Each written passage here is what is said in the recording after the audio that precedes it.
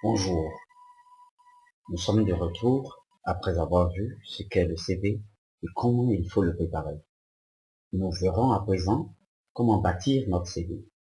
C'est la phase pratique. Comment donner plus d'énergie, plus d'ampleur et plus de force à votre CV. Je dirais tout simplement qu'il faut à votre CV des fondations solides et cela commence par le plan. Un CV est très dépendant de son utilisation finale. En effet, c'est ce qu'on veut en faire qui guide le choix de sa structure. Par exemple, si vous avez besoin d'un bureau, vous penserez à son utilisation avant de le construire.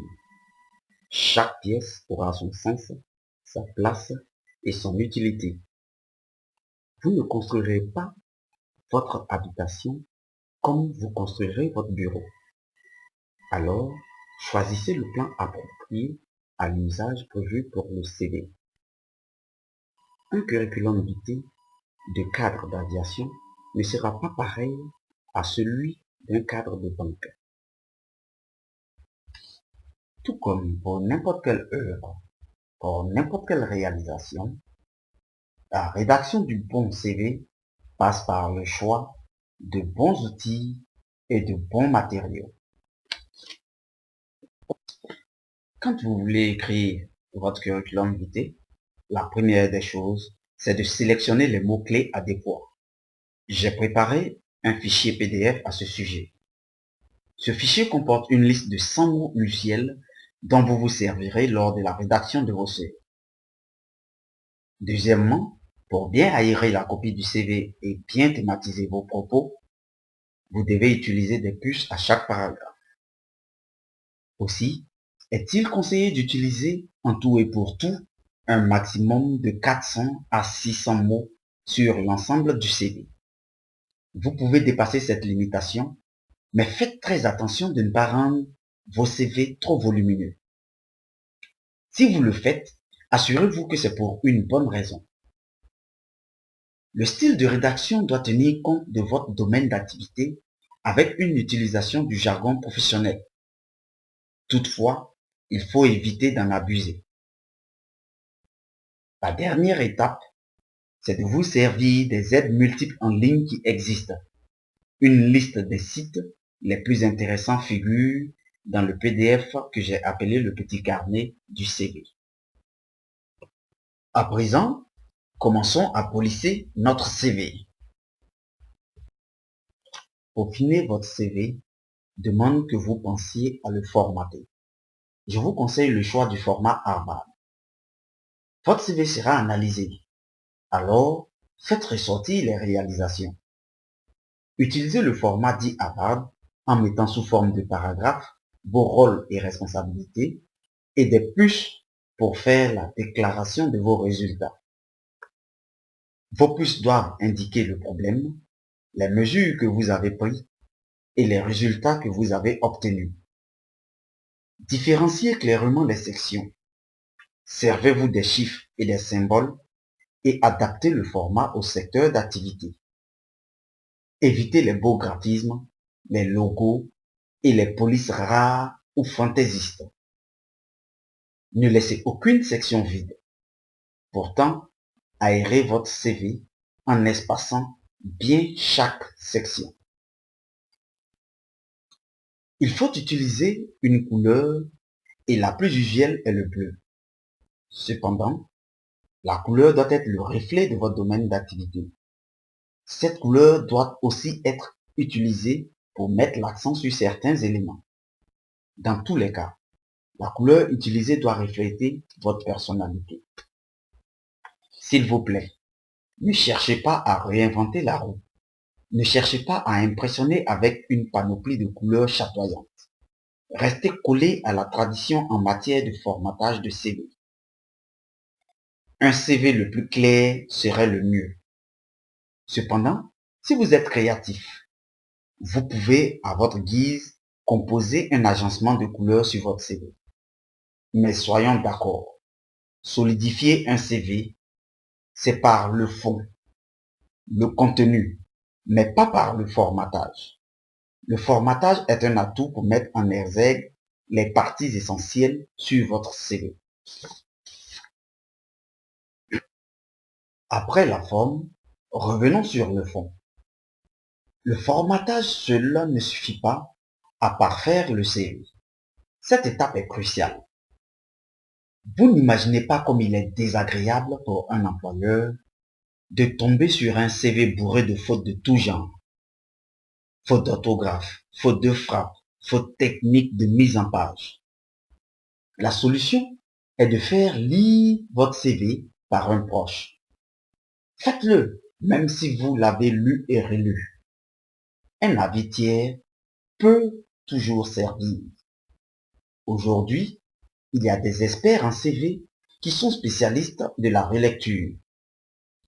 Vous pouvez vous attacher les services d'un spécialiste en montage de CV afin que vous soyez sûr de la qualité, de la forme et du fond. L'enjeu est très important. N'hésitez pas à le faire. Vous n'y avez jamais peut-être pensé. Booster votre CV sous-entend aussi l'expédier à travers divers canaux et à divers récepteurs. Je m'explique. Un bon CV dans un tiroir n'est plus un bon CV. Donnez du tonus à votre CV en le distribuant. Si malgré sa qualité, vous ne recevez pas d'avis favorable, alors vous devez comprendre qu'il faille le reprendre et donc le rebooster. Bien distribuer son CV, c'est lui donner la meilleure visibilité. Pensez en termes de vente. Ici, vous envoyez le produit au client. Vous faites sa promotion. En effet, vendez votre produit, vendez votre CV. Mettez-le en bail et trouvez preneur. Vous vous dites comme moi, mais comment envoyer mon CV? Où se trouve le marché où je peux vendre ce CV? Souvenez-vous des deux types d'offres. Si vous répondez à une offre, assurez-vous de suivre scrupuleusement les instructions d'envoi spécifiées dans l'annonce. Ne faites pas comme bien des gens qui ne regardent pas l'offre et déposent au service courrier le CV qui est demandé en ligne. Sachez exactement ce que demande l'employeur à ce sujet. Si les deux options vous sont données, courrier physique et électronique, je vous demande d'envoyer les deux types de courrier, physique et électronique, en même temps. Mon constat personnel est que le courrier physique dans notre pays demeure encore très fiable. Au contraire, dans les pays développés, le courrier électronique prime, car son dépouillement se fait de manière assistée par ordinateur. Soyez très organisé dans votre recherche d'emploi.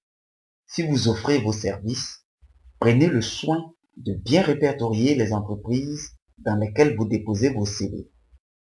Dans un cahier, marquez le nom de l'entreprise, ses contacts et sa situation géographique. Gardez une copie du dossier déposé avec le cachet du service courrier. En procédant ainsi, vous ne serez pas surpris le jour où vous recevrez un coup de fil venant de cette société vous convient à un entretien d'embauche. Je vous en conjure, il est très rare que deux entreprises aient le même besoin en matière de recrutement. Pour ce simple fait, n'envoyez pas un CV standard aux entreprises. Trop souvent, je reçois des CV standards. Je préfère vous le dire très net. Ce type de CV ne passe pas.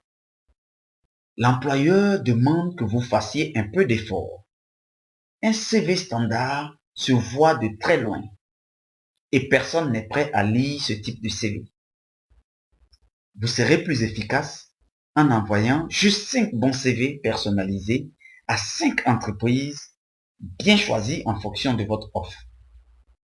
Ceci est mieux que de déposer un seul CV standard dans 500 entreprises.